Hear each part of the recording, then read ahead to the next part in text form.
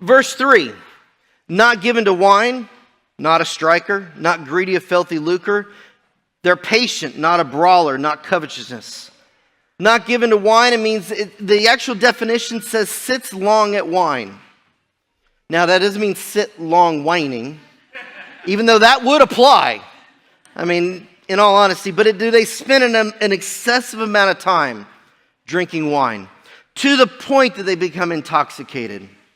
Do they become quarrelsome over wine?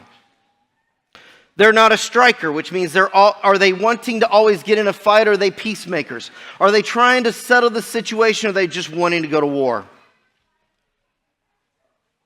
Not greedy of filthy lucre. Are they greedy for money and worldly possessions?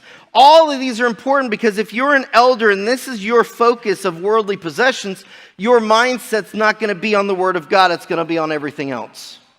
If you're worried about being always wanting to get into a fight, and I understand my past. I'm glad I overcame. Because in this, as an elder, a lot of times you have to battle the lions, tigers, and bears, oh my.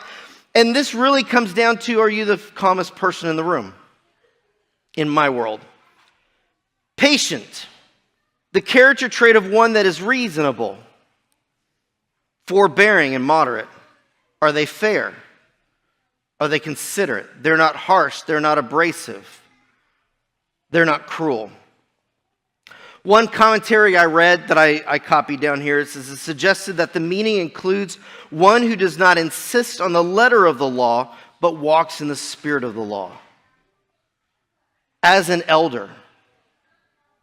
When you think about being patient, we think about long suffering, but being patient means that you're here serving on behalf of someone else. And if you take that commentary into play, you know the law enough that you're walking in the spirit of it and not the letter.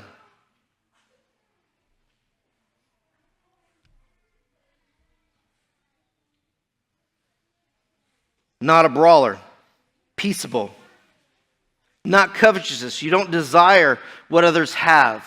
Someone who's excessively greedy, especially in their pursuit of wealth or material possessions. In our conversations and discussions, what are we talking about? The pursuit of worldly things, the envious of what other people have, how they live their life, the things that they do, the things they don't do? Are we talking about things that are scripturally minded?